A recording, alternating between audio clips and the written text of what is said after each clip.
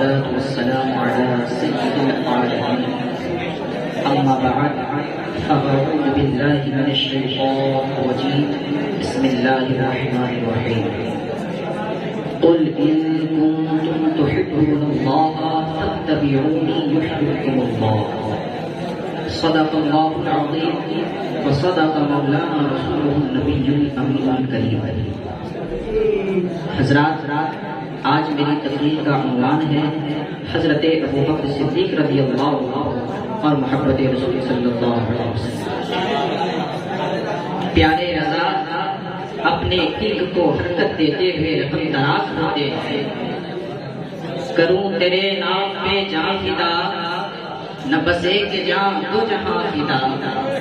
کروں تیرے نام پہ جاں فدا، نہ بس ایک جاں دو جہاں فدا. دو جہاں سے بھی نہیں جی بھرا، کروں کیا کروڑوں جہاں جہاں. دو جہاں سے بھی نہیں جی بھرا، کروں کیا کروڑوں جہاں جہاں. اللہ تبارک و تعالیٰ کے احکام میں سے اس کے بندوں پر ایک حکم یہ بھی ہے کہ اس کے محبوب حضور علیہ السلام سے محبت کی جائے، کیونکہ عشق رسول صلی اللہ علیہ وسلم روح ایمان ہے، جان ایمان ہے. عشق رسول صلی اللہ علیہ وسلم ایک بندہ مومن کی زندگی کا سب سے قیمتی سرمایہ ہے. عشق رسول یہ وہ انمول دولت ہے کہ جان دے کر بھی ہاتھ آ جائے تو ارزاں ہے. عشق رسول کی دولت اگر سینے میں محفوظ ہے تو سب کچھ محفوظ ہے، اور اگر یہ دولت چلی گئی، یہ دولت چھن گئی تو سب کچھ رہنے کے باوجود بھی انسان کائنات کا سب سے بڑا محروم و مفلس ہے. حضرات، جب یہ بات مسلم ہے کہ محبت رسول صلی اللہ علیہ وسلم روح ایمان ہے، تو پھر ہر بندہ مومن پر یہ جاننا بھی ضروری ہے کہ محبت رسول کا معیار کیا ہے. قرآن کریم نے محبت رسول کا کیا طریقہ سکھایا ہے. مصطفیٰ جان رحمت صلی اللہ علیہ وسلم نے اپنی محبت کا کیا معیار بتایا ہے. پھر وہ نفوس مومنہ جنہوں نے ڈائریکٹ مصطفیٰ کریم صلی اللہ علیہ وسلم سے قرآن بھی سنا، حدیث بھی سنی، انہوں نے رسول اللہ سے کیسی محبت کی ہے.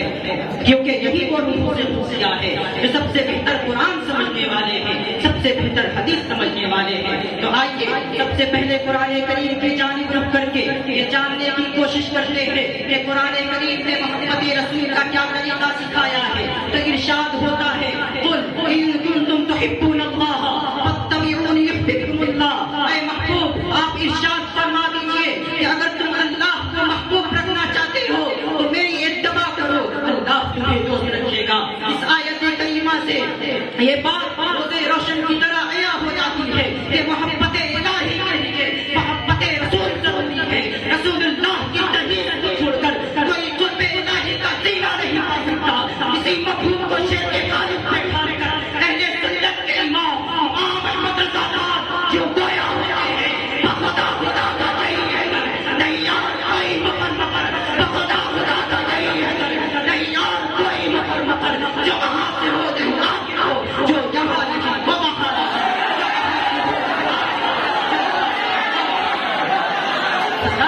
اور محمد صلی اللہ علیہ وسلم اپنی محبت کو جانے جوان قرار دیتے تھے.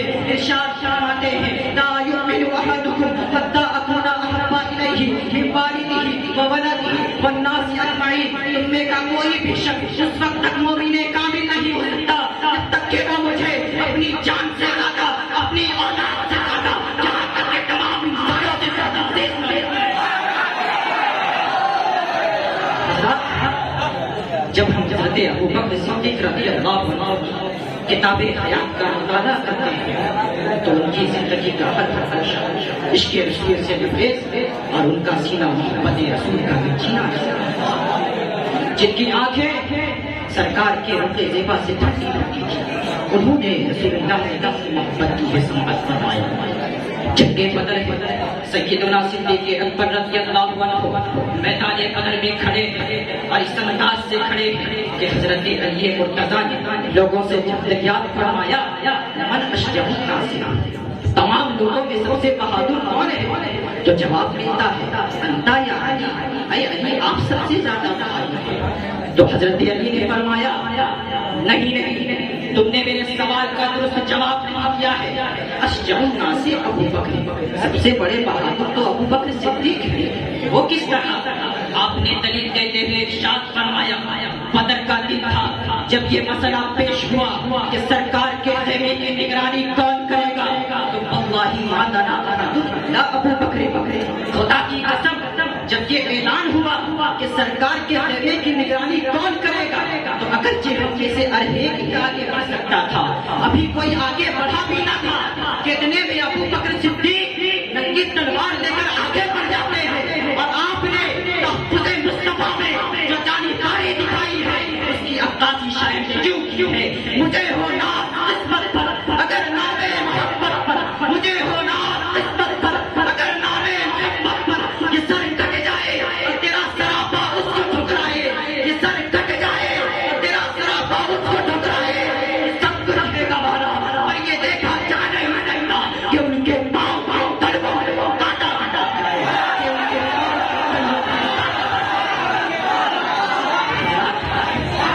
حضرت ابو بکر صدیق کا بیٹا عبد الرحمن، جس کے دل میں کفر و ضلالت کا سمندر موجود تھا، غزوہ بدر میں کفار و مشرکین کی جانب سے جنگ کے لیے آئے تھے.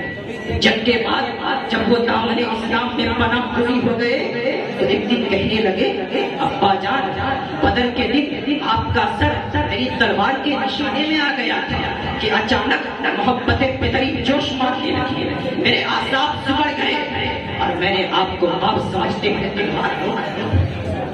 سیدنا صدیق اکبر بیٹے کے پاس سماعت کر رہے تھے. جیسے ہی ان کی بات ختم ہوتی ہے آپ اٹھ کر بیٹھ جاتے ہیں، چہرے کا رنگ تغیر پذیر ہو جاتا ہے اور آپ جواب دیتے ہیں اے عبد الرحمن، تو نے اس دن مجھے باپ سمجھ کر تلوار روک لیا تھا، مگر خدا کی قسم اگر تیرا سر میری تلوار کے نیچے آ جاتا تو میں تجھے بیٹا سمجھ کر باپ نہ کرتا، بلکہ سرکار کا دشمن سمجھ کر تیرا سر تن سے جدا کر دیا.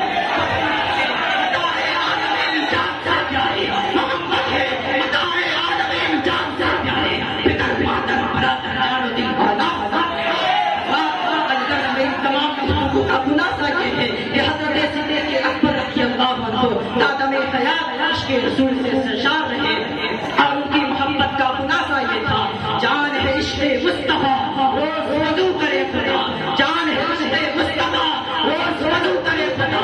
جس کو درد کا پتا نازے دبا اٹھائے کیوں، اور ایسا کیوں نہ ہو کیونکہ محبت کی محبت دین حق کی شرط پر ہے، محمد کی محبت دین حق کی شرط پر ہے. اسی میں ہو اگر خالی تو سب کچھ ہو.